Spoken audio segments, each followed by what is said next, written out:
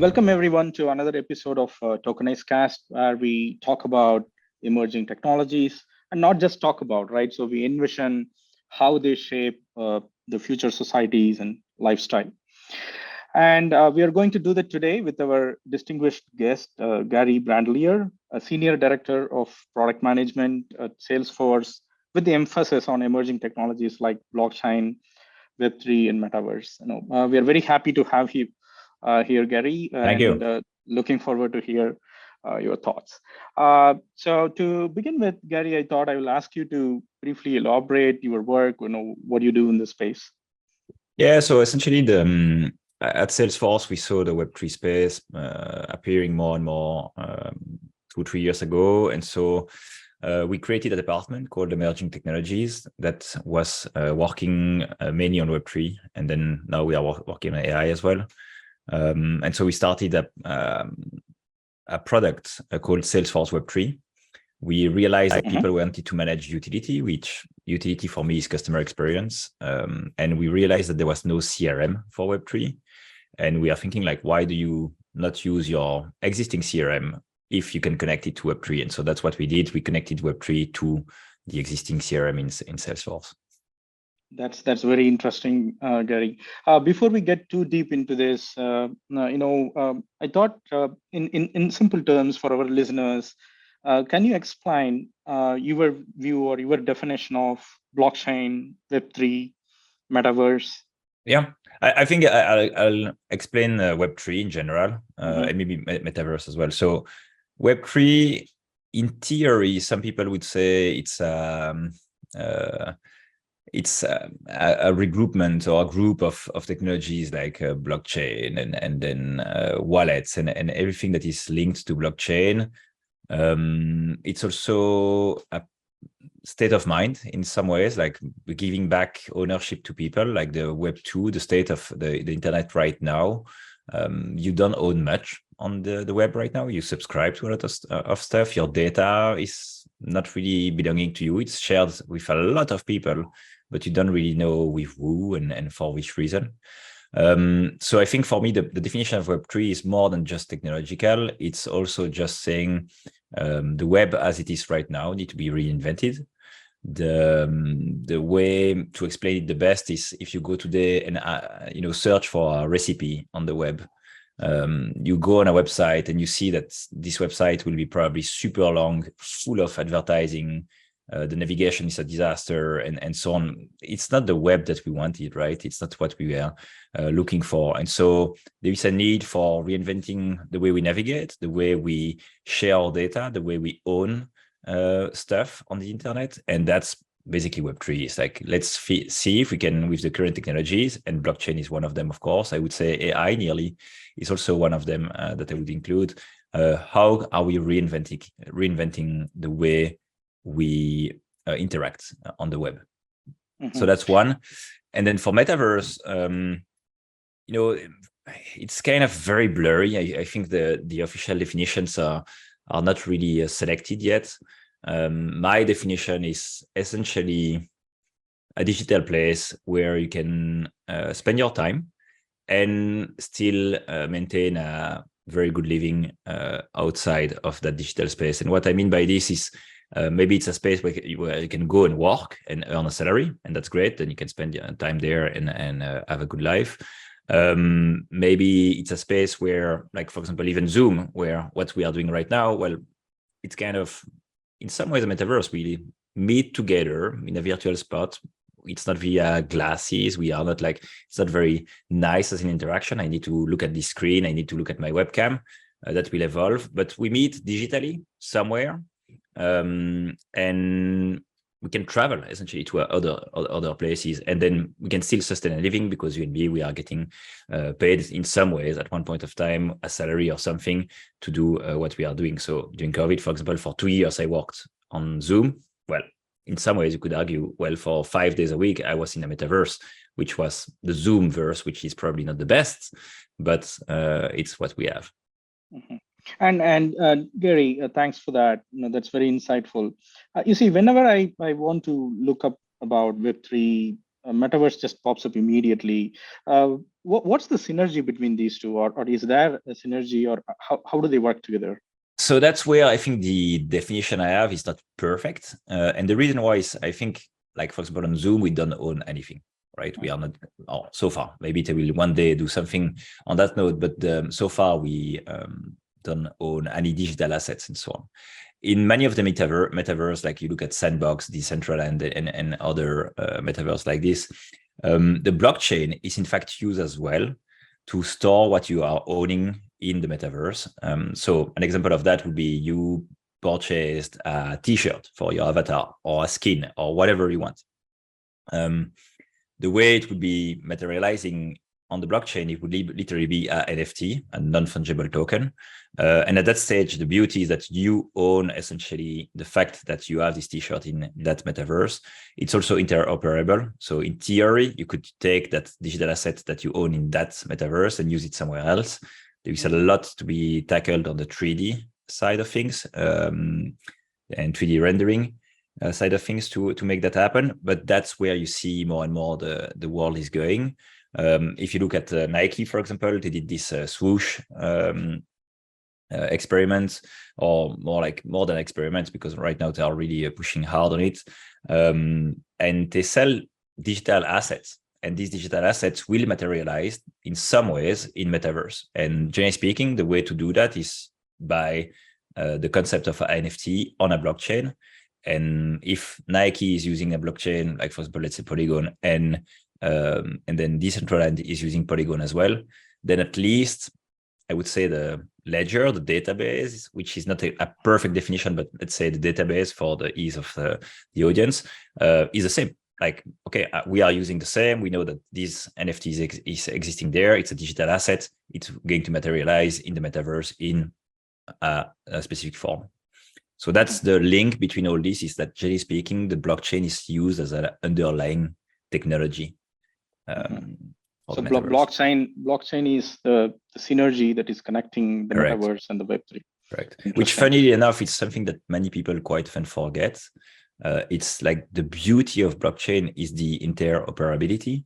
It's literally like once it's there, it's public. You can see it. And an example of that would be if I own a digital asset in one of my wallets, and you want to check it, I could give you my wallet address and you could check if I indeed own this asset. And then you could say, hey, because you own this asset, let's say it's a skin from that metaverse, I'm giving you a discount on my website because I want to, serve the same type of customers as this metaverse, for example. So that would be things that would be easy to do, which in the past would be much harder, right? You would have to say, hey, can I have access to the database? How can I check? Is there some APIs and things like this? All that has been solved quite a while ago with blockchain.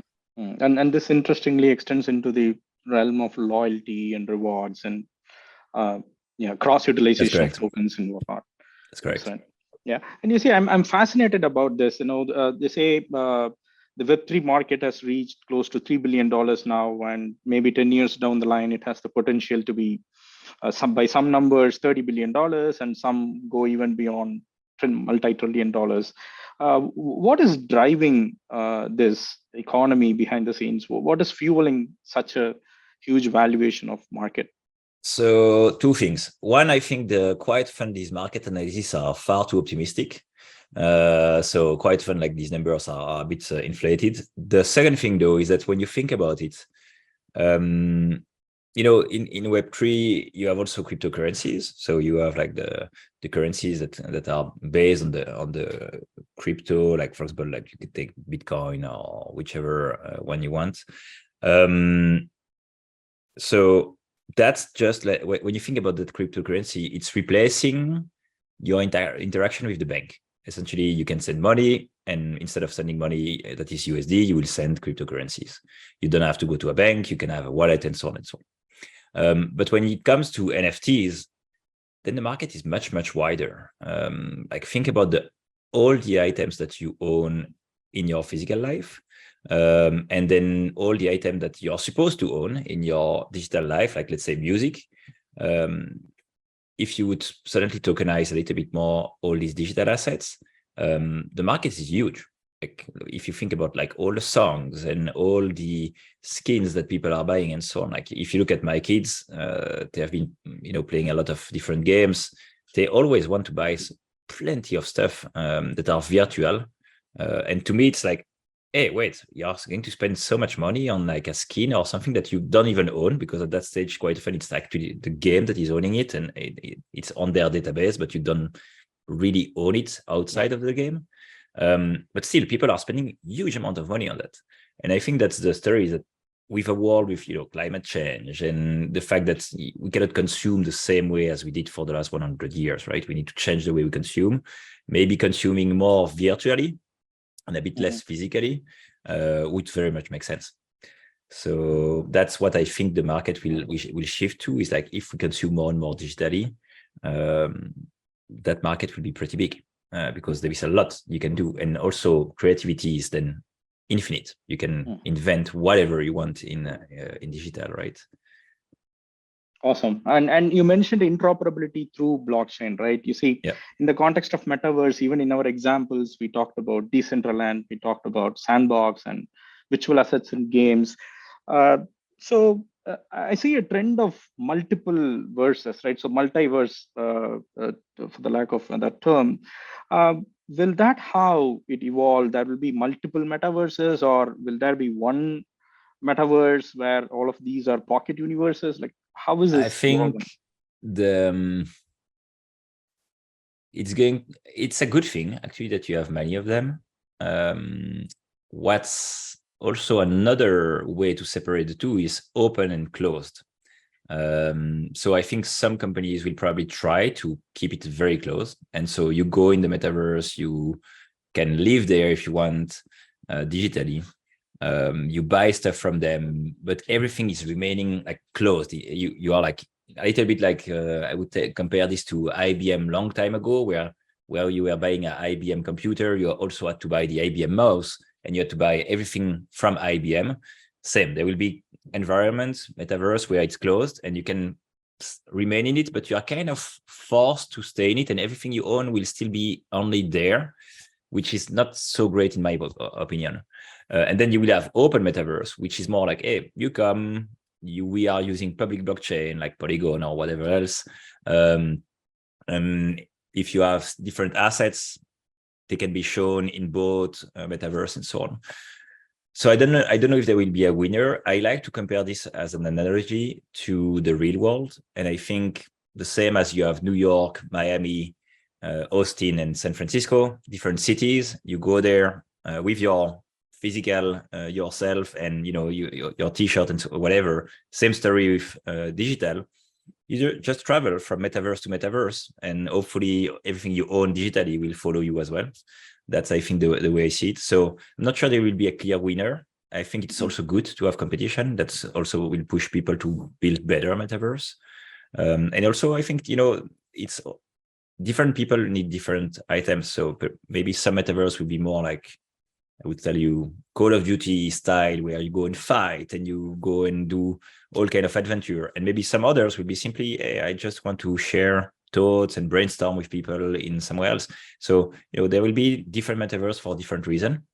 So we'll see. I'm not sure there will be a clear winner. And I think it's a good thing that you don't have one single metaverse where everybody goes. Interesting. And you see, the closed metaverse, is it much more like the Web 2 of today, a closed ecosystem, maybe centralized? In some ways, I would say yes. That's where the Web3 mentality is much more about like, hey, guys, we don't really want huge companies to control the web. Can we go back to a space where it's a bit less controlled by the big companies and controlled by the visitors, the people that are on the web, essentially? Are we going to be able to reach that point, that ideal point? I probably think not over the next few years. I think, unfortunately, it's very hard to reach as a point. But I think it's much better to still push as participants on the web for more transparency, more trust, more openness, and so more open metaverse. I think closed metaverse, I'm very afraid of that, because when you think about it, it's like quite funny. In a metaverse, you'll have a cryptocurrency powering it as well. You'll have NFTs, you'll have a blockchain. It can be public or private. If a company start to control everything, it's like, and you start living there a lot of your time, or spending a lot of your time there, is it really good that someone is controlling everything, like the money, the rules, the everything where you are? Probably not, right? And you don't want that to be a corporation that nobody voted for and so on. So I feel it's good to have open metaverse. The closed metaverse, I'm a bit cautious about them because, yeah, I just don't trust too much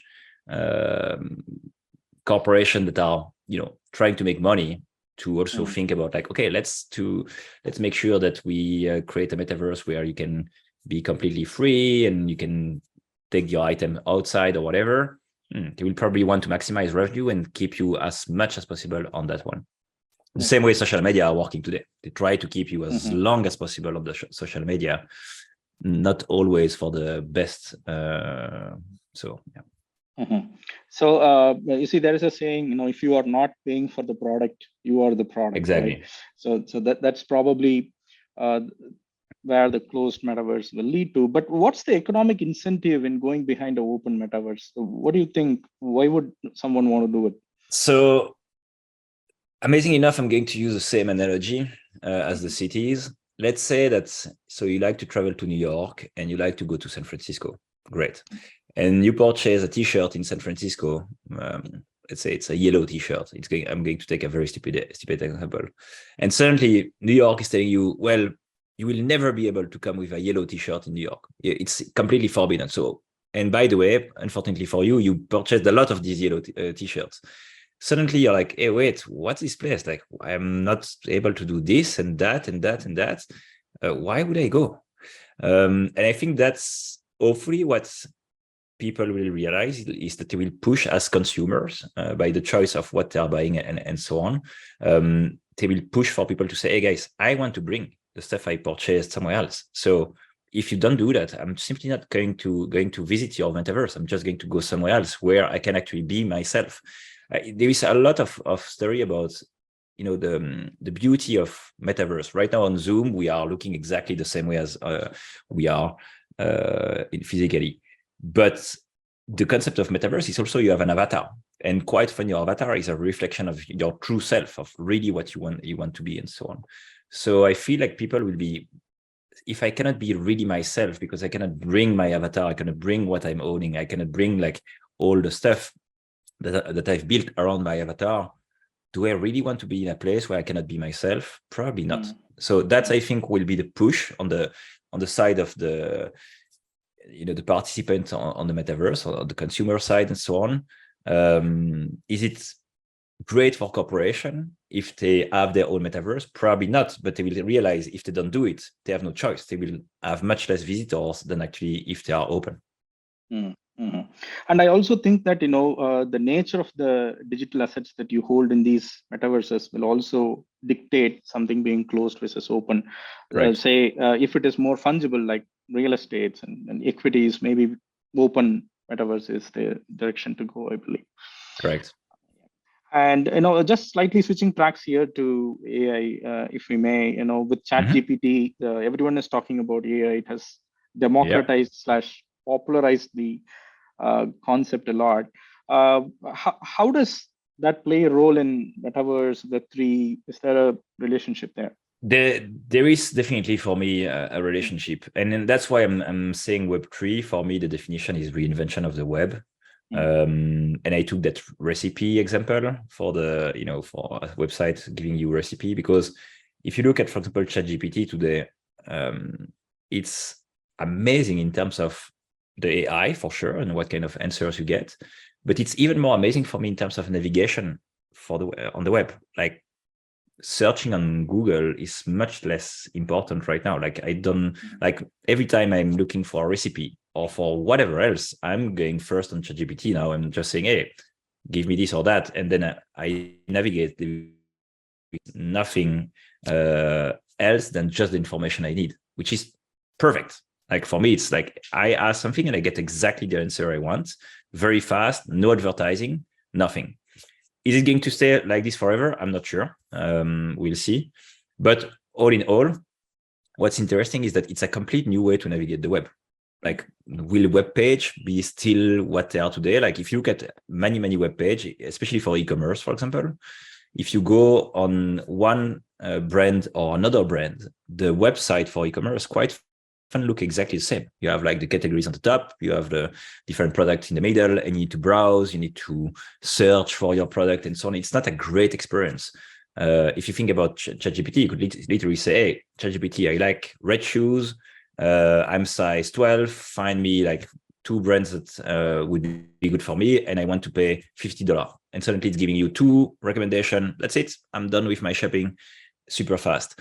So that, I think the AI is playing a role in terms of reinventing the way we navigate the web, which is again a reinvention of the web. It will impact SEO, like the way search engines are working as well. Like, do we still optimize words for search engine, or do we need to do something else?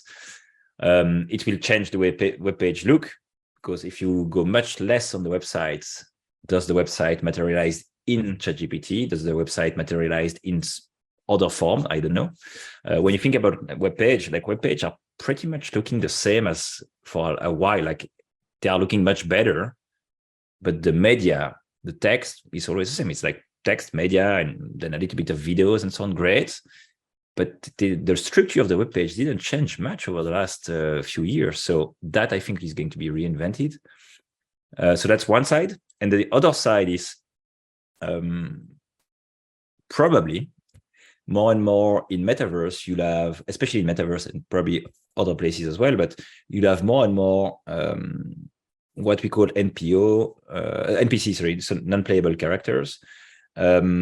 Right now in games, the non-playable characters are quite often a bit boring. It's very scripted. They don't do much and so on. But with AI, it could start to have their kind of own life, and every time you interact with them, it's a very different answer you will get and so on. That, I think, AI will play a critical role, especially what we have now with ChatGPT and OpenAI and so on.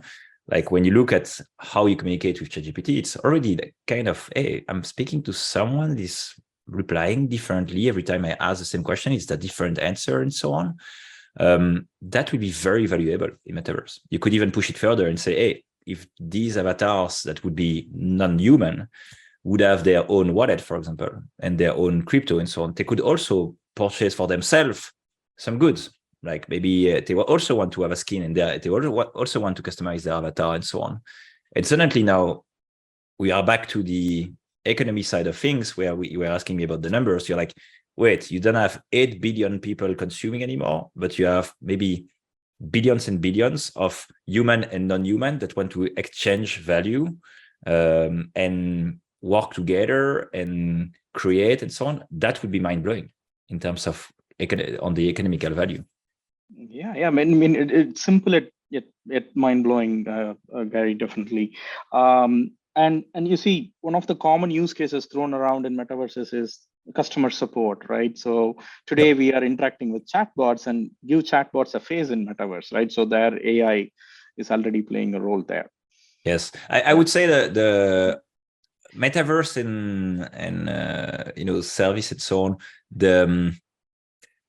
and especially when we speak call center. So essentially, like, if you have a problem and you need to call someone to fix it, or you have the chatbot to help you and so on, I think, like, people are always trying to say, hey, maybe we need to speak to an avatar and you need to have the video and so on. Honestly, I don't know for you, but for me, I just want my problem to be fixed. I don't need to have someone on the video. I just need the fastest answer to my question. So we'll see how it evolves, how it will evolve over time, but I'm not sure you really need appearance for the call center agent that is going to reply to you. So the chatbot, do you really need it to be an avatar in the game? Probably not. Probably it will still be the good old, hey, I want to speak to it quickly, or chat and type my answer quickly. But basically, that's where it stops. It's like the need there, the pain for the customer is, give me my answer as fast as possible. If you make it look beautiful, great, but that's a vitamin compared to the pain. Yeah, makes sense. Sometimes empathy is thrown around as an idea for that, right? So giving a feeling that, yeah, I'm interacting with someone, not a thing. That's really it, I believe. Yeah. Correct. That's related. That's for sure. Mm. And now going back to your introduction, you mentioned CRM for digital assets, right? So or Web3 assets.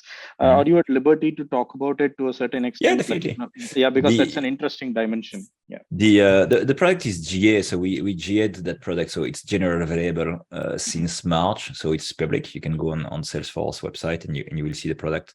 Um, it's pretty funny because when we built the product, we didn't know what we wanted to build, right? When we started, we were like, okay, let's see what our customers are asking.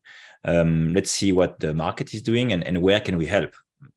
Are we going to recreate a blockchain, for example? No, probably not. That's probably not what we want to do right now. So where can we help? Where is really a pain for our customer and what can we solve? So we looked around a little bit and speaking with a lot of customers.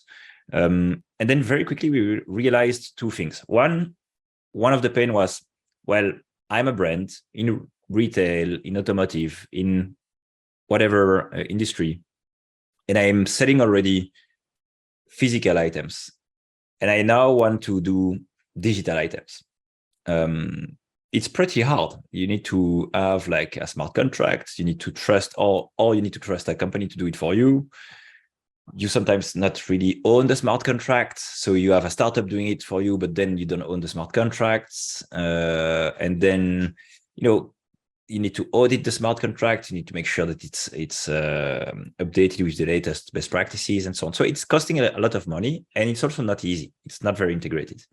So that was the first thing we saw more and more. So we started with one product, which was, okay, we are going to allow you from Salesforce, from the interface of Salesforce. So you don't have to change tool, you don't have to change, you don't have to retrain completely. We are going to allow you to create digital assets, digital products directly from Salesforce. And we have already an e-commerce solution. So we reuse the same data model and so on. So like these people were like, okay, I've already been doing e-commerce. I've already been listing my products, creating my product in the data model and so on. Now I just need to create the same type of record of data in my data model, except that at this stage, I can translate them, or I can transfer them as a digital product.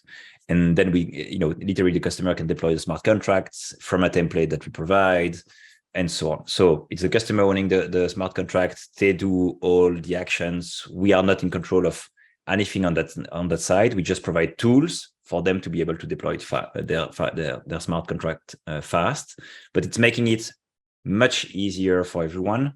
Also, even on the legal side, because at the end of the day, we never deployed anything smart contract. It's always our customer are owning whatever they are creating as products, and so they are owning the smart contract. So that was one product and one thing we did.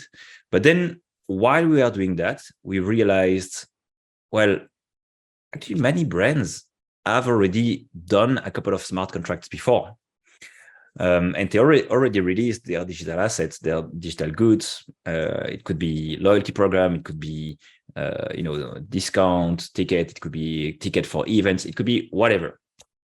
But then they are telling us, well, actually managing the utility is very, very hard. And the utility is essentially, what do you get from owning that product? So let's say you purchase whichever NFT out there. Generally speaking, the NFT is not just the image. If it's just the image, probably it's a bit speculative, and probably I would not invest on it. But okay, that's everybody wants to do. Does whatever they want. But in theory, if you own the NFT, it should unlock something for you, a customer experience, a utility. And what we saw is that people were managing this on Excel. Quite often they were like, okay, we gave already the discount to that user, but now they transferred the NFT to another user. So should that user get again the discount, or should we remove it? And so on. So super hard to actually manage the fact that you received or not that utility. And we are kind of surprised, because when we asked, like, but why don't you use your CRM? Why don't you use Salesforce? You are already using it for your physical interaction. Why don't you use it for the digital interaction? And then we saw that, in fact, customers were very interested by this. So what we do is essentially letting customers, so all the brands essentially that are using Salesforce, they will be able to import the smart contract, see who is owning the NFT, and then track that as a client, as a customer of them in their CRM, except that instead of being a contact, normally you are, a contact, Gary Brandeleer and so on, and then they know how many times I call them and so on. This time you are a wallet. So it's much more anonymous, but at least, okay, this wallet interacted with us, already took the utility, and so on and so on. And you can manage that directly in your CRM. So that if you want to combine physical and digital and say, hey, by the way, you have the NFT that's digital. You got a discount on the e-commerce side for something else, maybe another digital product. Fine. But by the way, if you own two of the digital products, you now can come in our physical shop and redeem something else. Very hard to manage this if you start splitting your CRM and say, hey, I have a CRM for Web 2, I have a CRM for Web 3, and so on. So what we are thinking of is like, hey, let's make it simple. Like the customer experience should be completely seamless in between digital, physical. It will evolve over and over. And so that's what we are trying to unlock. And that's honestly, between the two products, I would say we saw a huge amount of interest on the second one because everybody needs it. The first one is really, okay, if you never release the smart contract, probably you want to use our solution. But there is also many companies doing that out there, and many companies that also have already their smart contract, so that need is already covered. Very interesting. And I assume you provide integrations to all sort of wallets out there today, right? Correct. We support we use Wallet Connect, so we connect with a lot of wallets, and we don't provide wallets as well. That was very important for us. We are not providing wallets. That's not our business. So we connect with wallet provider, but we don't provide a Salesforce wallet. That doesn't exist essentially. Excellent. And for someone like Salesforce to jump into this, I'm sure you're seeing the market is maturing to do more like this, right? So that's correct. I mean, amazing enough, I was not part of the first iteration on blockchain. But Salesforce has done multiple iteration on blockchain, and Salesforce Web3, our product, is the latest one. So I think we see it every time we reinvest in that space, much more complete customer experience, much more complete use case, much more close to the core business of what the brands are doing, and also much more easy. Like if you look at wallets, there's many companies right now providing you wallets via email. So before you had to go and get a wallet and you need to remember your key and it's very hard and so on. It's complex. Like for many people, it's just too complex. And then there are companies like there is Magic, Crossmint, companies like this. They say, hey, just send me your email. We'll send you a code. We log you in, and you will see your NFTs and so on. And you can also, transfer them and whatever.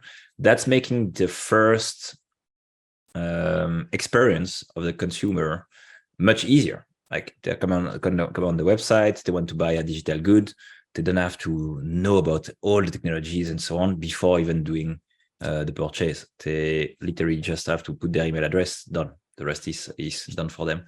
So that I think is very valuable, because I think the space, what was kind of a bit annoying over the last 15 years probably with blockchain is that it's very complex. Like we never really abstract the complexity for people. So it's like I would tell you, well, you can use Spotify, but first you need to know what's streaming. You need to know what is MP3. You need to know if you have a good bandwidth or not, and you need to also set up this and that, and you also need to check your proxy. Maybe you will never then listen to the music, right? So that I think we are still a little bit there, where we say, hey, you need a wallet, we need this. Are you on which blockchain are you on? Are you on Polygon or are you on Ethereum and so on? All that little by little will be simplified, and I think the best that can happen is when people will use blockchain without knowing that they use it. That's basically what we should have. Right now, it was a lot of the technology trying to push, like, hey, look at this, you use blockchain, it's amazing. Like, yeah, fine. Like, but it's the use case that matter. Like, why do you use it? And then you choose the technology. The consumer doesn't have to know which technology you use, essentially, as long as the experience is good and valuable for them. Couldn't agree with you more, right? So today we don't think about internet, we just use applications and platforms built on top of that. And for blockchain to really gain traction, it should be just underneath, abstracted, Seamless. like you mentioned. Awesome. Correct. And some closing thoughts here.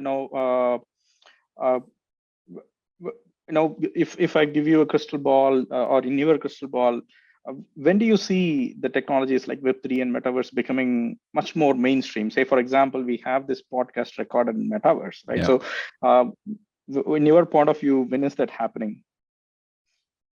So Prediction. I'm going to to use a couple of assumptions. I'm going to use a couple of hypotheses or whatever you want to call them. First, I see Apple investing in Apple Vision Pro, releasing their headset. That I think will open up a market that for quite a while was very specific, very niche. So the headset, VR headset, so far, I think was partially a success. Will Apple succeed? I'm not sure. I think it's clearly a first iteration. They will innovate further. I think they will do the exact same thing as they did with the iPhone, which is like a version after version. The phone is getting better until at one point where you have like everybody wants an iPhone or an Android phone, but basically both are extremely good and extremely powerful. So that I think will open a lot of, well, in some ways, COVID opened. We are used to live on Zoom, like Zoom call now. Everybody knows what's a Zoom call. Many people never did video call before COVID, and suddenly everybody now knows what's a video call. I think the same will happen with Apple. Little by little, people will see, oh, wait a minute, you have AR, XR, VR. All this will be more and more known to the public under a different name. And they use spatial computing. Probably it's a great renaming of all these complex technologies that were used for VR and AR and so on. So we'll see. I think that is going to accelerate more like, hey, I can live digitally and physically. Even the story that they use FaceTime and you can use the headset and so on. It's going to be very interesting to see how it's evolving over the next few years. So that's one. So I think is kind of accelerating a little bit. Metaverse, probably not the same way as we were thinking of metaverse, like, hey, you go somewhere with a headset and you are completely feeling everything. No, maybe it's going to be a bit easier where it's a mix, where you are kind of part of with your headset still from Apple Vision, but you still see reality, and also you can walk on one side and then do something else on the other side. It will evolve. I don't know how, but it will evolve. That's one. Second thing, I see OpenAI. And OpenAI, Sam Altman is actually also behind the project called WorldCoin. And I'm thinking like, it's very close. Like when you look at AI, they are speaking of tokens. Here you have Sam Altman also having a project for WorldCoin, and it's also for the fact of identity management, so that actually you can check that you are not an AI and things like this. So that is a hint to me that blockchain is very far from dead. It's just being used differently, and it will be more seamless in terms of usage. But so I think all these will merge, like AI, these headsets, the blockchain behind, the coins, and so on. All that will merge at some point, little by little. I would say, if I would have to do a wild guess, probably it's going to be 10 years before we have really everything merged. But I must say, I was mind blown how fast AI happened this year. And of course, it's been years in the making. But when you look at the adoption and how fast suddenly, like so many people now are using ChatGPT instead of Google, I'm like, wow, that change, it's 6 months. Like 6 months ago, it's only 6 months ago that for many people, they realized that there was GPT and LLM and so on. And that just showed me that the technology is accelerating and change is accelerating vastly. So I'm saying 10 years, maybe it will be less than this. One thing though that I think is very important is to not lose our humanity and our empathy in all this. And what I mean by this is that I'm not sure I really wish for my kids to live in a metaverse nonstop. I think it's great to be able to go on Zoom and not travel to do this kind of calls and so on. It's great to be able to play in games and have amazing adventures and so on. there is also the reality of like our world is completely amazing, the real world, and just go out there in the nature and you'll see that it's still very amazing and you need to protect it. So I hope that we are not going to compromise the physical world for the digital world. I think we need to find the right balance between the two. So we'll see if we can strike that or not. That's a great point. I'm excited for the future. Thank you, Gary, for the very fascinating conversation. And I'm sure, like me, our listeners also found it very insightful and informative. Thank you for your time today. A pleasure. Thank you. Awesome, guys. How was that? I think it was pretty okay. Yeah, of course. It felt very natural. It is natural. Yeah. I think the beginning I was not so good, but okay, it will be fine. At the beginning I was a little bit rambling and not finding what I wanted to say, but you need to get. I thought you were great. It didn't feel like that at all. Yeah. Yeah. Thank you. It came across really well also for me. All right, perfect. Yeah, that's good. Amazing. So Gary, what's going to go now is going to take this recording, I'm going to edit it, make it look sexy. Then I'm going to set up a quick debrief call and just touch base after, okay? All right, perfect. Thank you. Thank you. Have a nice vacation. Yeah, thank you. Thanks. Bye-bye. Ciao.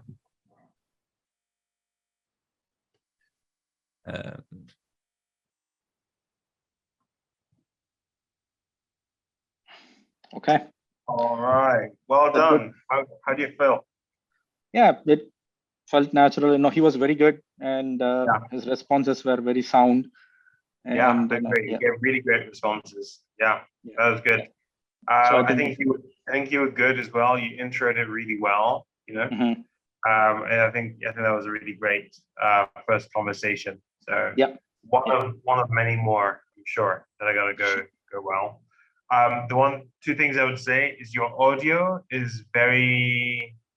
It's not a good quality microphone, and it comes across. Okay. So you want to get a microphone which is on a wire, not on Bluetooth. I see. Okay. Yeah, Bluetooth is the worst you can do. Okay. And second, you want to have a background which you're happy to leave unblurred, because the blurred background doesn't look good on video. Maybe on a Zoom call, but not on the proper broadcast. So a background you're happy to leave unblurred. So basically, sound on video both needed some tweaks. Okay. So that's not a big problem for this recording, I assume. It's not a big problem for this one, but for going forward, it would be really great if you could have a wired microphone that plugs into a computer directly, and you're just not using any headphones. It's just speaking directly, and then no Bluetooth microphones or anything like that. Just only wire. Understood. And then the background is one you're happy just to show fully, because it's nice, it's clean, and so on. Because it comes across a lot better visually. Got it. Yeah. We'll do that. All right. Amazing. Well done, Ganesh. So we're gonna set up a debrief call, and then we'll also introduce Gary to someone else on one of the other teams and begin the last part of the process. But this is good. Well done. Excellent. Yeah. Thank you. See ya. Bye. All right.